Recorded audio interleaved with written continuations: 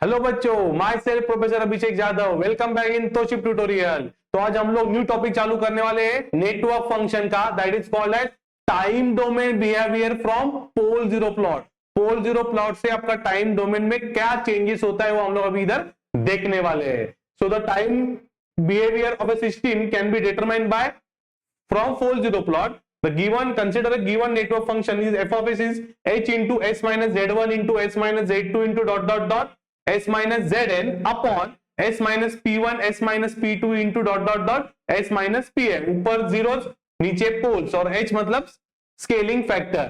So the poles of this function determines the time domain behavior of f of t. Time domain कौन भी changes कौन करता है?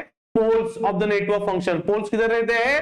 Denominator में। जो पोल्स आते हैं उसके ऊपर आपका टाइम डोमेन चेंज होने वाला है। So figure shows some pole locations corresponding to time domain response and corresponding its response. So first, when pole is at origin, मतलब आपका पोल जीरो पे रहेगा तो क्या होता है? The function is represent as steady state response. Pole zero पे मतलब क्या हो गया? जीरो हो गया, मतलब वो डीसी हो गया, DC value. So DC value में आपको करंट क्या मिलेगा? स्टेडी स्टेट मिलेगा रिस्पॉन्स। स्टेडी मतलब कांस्टेंट रिस्पॉन्स मिलेगा, that is F of T is constant. Clear? Second, when pole lies on left side of S plane the response decreases exponentially. Response क्या होता है? एफ ऑफ टी डिक्रीज होता है। Third, when pole lies on right side of S plane response increases exponentially. आपका response exponentially increases होता है।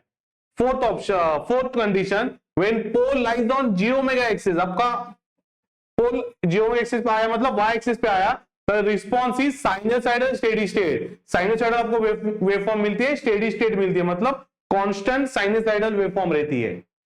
Fifth condition, when the pole is on sigma N plus J omega N, मतलब 1 plus 2j 1 minus 2j 2 minus 2 plus 2j, तो जब भी वो ऐसा रहेगा रिस्पॉन्स, तो इसका रिस्पॉन्स क्या आता है? एक्सपोनेंशियली इंक्रीजिंग और डिक्रीजिंग इन नेचर। तो देखो इधर आपका लेफ्ट साइड में आया s प्लस सिग्मा जे, तो इसका इंक्रीज होगा, और राइट हैंड साइड में आएगा तो इसका इधर डिक्रीज हो रहा है और इधर क्या हो रहा है? इंक्रीज हो रहा है।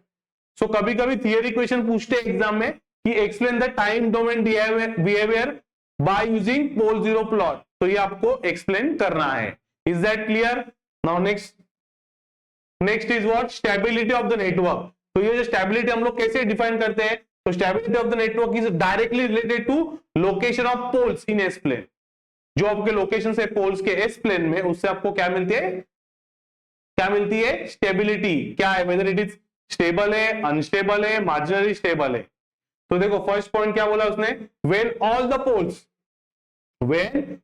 Poles lies on left half of S plane then network is said to be stable. जब भी आपके सबके सब पोल्स लेफ्ट साइड में है तो उसको हम लोग बोलेंगे stable system. Then next, when all the poles rise on right side of S plane the network is said to be unstable. जब भी आपके सब पोल्स राइट साइड में है तो आप लोग वो नेटवर्क को क्या बोलेंगे? अनस्टेबल बोलेंगे। Third condition, when the poles lies on J omega axis, मतलब सिर्फ वो वाई एक्सिस पे रहेगा, then network is said to be marginally stable. Network is said to be marginally stable. ये इंपॉर्टेंट है, right half left half on J omega axis. When there are multiple poles on J omega axis then network is said to be unstable। एक पोल रहेगा जी omega axis पे तो वो marginally stable है, but multiple poles रहेंगे तो उसको हम लोग बोलेंगे अनस्टेबल सिस्टम। क्लियर है? तो ये था stability of the network. Next is very very important, graphical method for determination of residues. मतलब हम लोग रेसिड्यूज कैसे निकालते हैं? Using graphical method. तो क्या कंडीशन देखो, consider the function F of S is H into S minus Z one into dot dot dot S minus Z N upon S minus P one into S minus P two into dot dot dot S minus P M. तो using partial fraction expansion ये क्या आएगा? k1 upon s minus p1 plus k2 upon s minus p2 plus dot dot dot km upon s minus pm। तो ये जो k1 k2 km है वो उसको हम लोग बोलते हैं residues of poles. So the residues is given by क्या फॉर्मूला है? ki, मतलब k1 k2 k3 जितने रहेंगे उतने, h इंटू h मतलब स्केलर फैक्टर इंटू न्यूमरेटर में product of phasor polar form, product of phasor from each zero to P I. जो भी पोल का आपका रेसिड्यूज निकालना है तो जीरो किधर है उसके उधर से पी आई का डिस्टेंस कितना है वो देखने का, upon product of phasors polar form from other poles to P I. वो पोल छोड़ के जितने भी पोल्स है उसका डिस्टेंस चेक करें, उसमें फेजर फॉर्म डालना है। सो इसको बोलते हैं हम लोग this called as residues. How to find residues, तो ये फॉर्मूला हो गया। Then the residues can be obtain by graphical method in following way. हम लोग कैसे ग्राफिकल मेथड से निकालते हैं, तो उसमें स्टेप्स है। पहला स्टेप क्या है, draw the pole zero diagram for the given network function. जो भी नेटवर्क दिया रहेगा उसका पहले पोल जीरो डायग्राम बनाओ, तो पहले पोल जीरो डायग्राम बनाना है। Second, measure the distance from each of the other poles to a given pole. जो पोल का आपका रेसिड्यू निकालना है वो पोल छोड़ के जितने भी पोल से उसका डिस्टेंस चेक करो गिवन पोल से, ठीक है। उसके बाद सेम फंडा, सिर्फ जीरो से डिस्टेंस चेक कर रहा है। Measure distance from each of the other zeros to a given pole. जो भी पोल का आपको रेसिड्यूज निकालना है वो जीरोस के कितने डिस्टेंस पे उसको मेजर करो। Then step number 4 is measure the angle. Measure the angle from each of the other poles to a given pole, मतलब एंगल भी मेजर करो। फिर स्टेप 5 क्या रहेगा, उसका इसे measure the angle from other zeros. Other zero से उसका गिवन पोल से एंगल मेजर करो and then substitute all this values in the required residue equation. This is nothing but the graphical method का steps. ये step आपको follow करना है। इसमें नोट क्या लिखा है देखो, the graphical method can be use if poles are simple and complex. जब भी आपके पोल सिंपल एंड कॉम्प्लेक्स रहेंगे, सिंपल एंड कॉम्प्लेक्स, तो हम लोग ग्राफिकल मेथड यूज कर सकते हैं। बट क्या बोला उसने, it can not be use when these are multiple poles. मतलब सपोज पोल ऐसे आया s+2 का स्क्वायर, तो एस पे पोल किधर आएगा, s इक्वल टू -2 दो बार, तो ये मल्टीपल हो गया। मल्टीपल के लिए हम लोग ये मेथड अप्लाई नहीं कर सकते। इज दैट क्लियर बच्चों? जब भी पोल यूनिक रहेगा, पोल नॉन रिपीटेड रहेगा, नॉन रिपीटेड पोल्स रहेंगे, नहीं तो कॉम्प्लेक्स रहेंगे, तो ही हम लोग ये मेथड यूज कर सकते हैं। क्लियर है? Now based on that first question हम लोग अभी देखने वाले हैं, दैट इज, क्या क्वेश्चन है, the current I of s in a network is given by 2s upon s+1 into s+2. Plot the pole zero pattern in S plane and hence find obtain I of t. Hence मतलब वो plot से आपको I of t निकालना है। ठीक है, चलो बच्चों आ जाओ इधर। फिर पहले क्या करेंगे हम लोग, पहले I of s क्या दिया उसने, since I of s is equal to 2s upon s+1 into s+2, therefore poles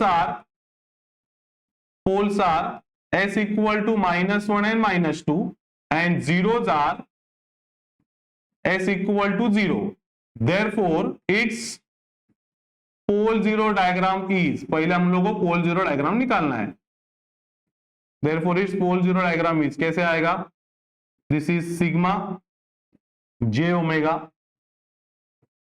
0 1 -1 -2 1 2 -1 -2 1 2। किधर है पोल्स, -1 -2 पे, -1 -2 पे पोल्स है, और जीरो किधर है, इधर है। ठीक है, इसके बाद मैं क्या करूंगा, using partial fraction expansion, I of s equal to k1 upon s+1 plus k2 upon s+2, बराबर ना, k1 upon s+1 plus k2 upon s+2। Now for k1, तो हम लोग अभी k1 कैसे निकालेंगे, तो ये फॉर्मूला अप्लाई करना है, देखो ये फॉर्मूला अप्लाई करना है। सो k1 के लिए पहले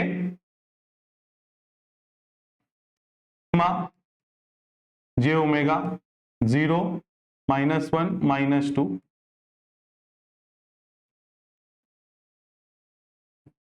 बराबर है। इसको मैं a कंसिडर करता हूं, इसको b कंसिडर करता हूं। मेरे को अभी k1 मतलब a का निकालना है, बराबर।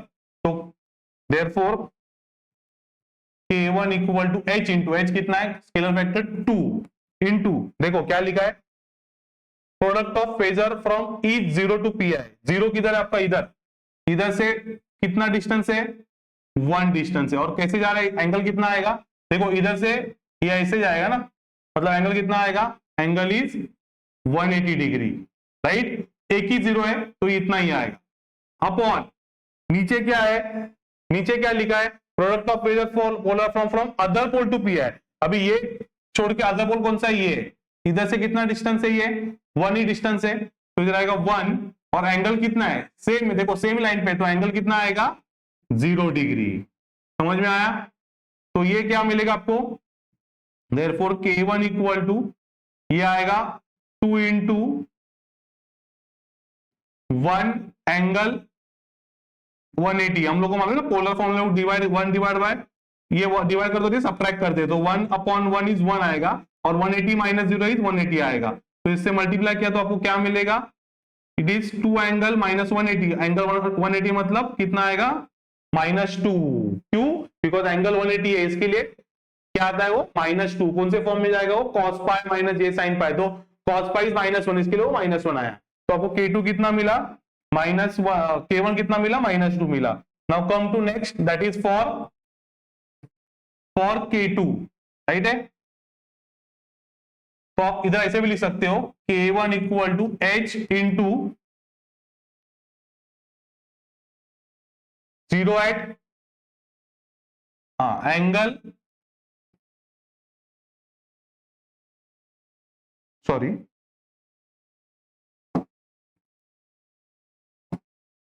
H इंटू ऊपर क्या 0 एट डिस्टेंस फ्रॉम, तो पहले ऐसे लिखो डिस्टेंस फ्रॉम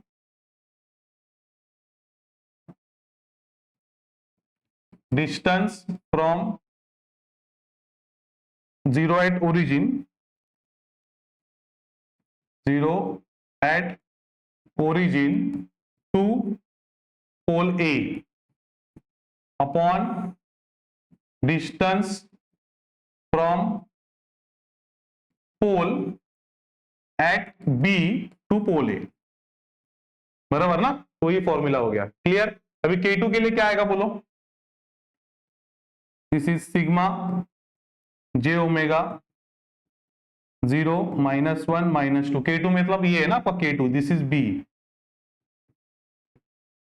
तो ये इधर से भी जाएगा इतना और इधर से भी इतना जाएगा, राइट है। सो K2 के लिए क्या आएगा, H into distance from 0 at origin to pole B upon distance from pole A to pole B, अभी मैं पोल B का निकाल रहा हूं ना, so K2 equal to scalar factor है कितना 2, डिस्टेंस फ्रॉम 0 से कितना डिस्टेंस है -2 डिस्टेंस, तो 2 एंगल कितना है same 180 degree upon distance from pole A to pole B कितना डिस्टेंस है 1, तो 1 एंगल कितना है, तो ये भी ऐसे घूम के ही जाएगा, तो इट इज 1 एंगल 180 डिग्री, तो ये आएगा K2 equal to 2 into 2 upon 1 is 2 angle 0 degree, because 180 minus 180 is 0, तो K2 कितना मिलेगा आपको 4, क्लियर है, K2 4 हो गया। चलो K1 मिलने के बाद therefore what is I of S, K1 upon K1 कितना है -2 upon S plus 1 plus K2 4 upon S plus 2, next step taking inverse Laplace transform on both side, so I of S का inverse Laplace I of T equal to -2 into 1 upon S plus 1 मतलब e raise to -t plus 4 into 1 upon S plus 2 मतलब e raise to -2t, this is nothing but your final answer, this is I of T from graphical method. Is that clear बच्चों, तो ये था first question, next lecture में हम लोग इसके आगे के सम्स देखेंगे। Thank you, bye bye.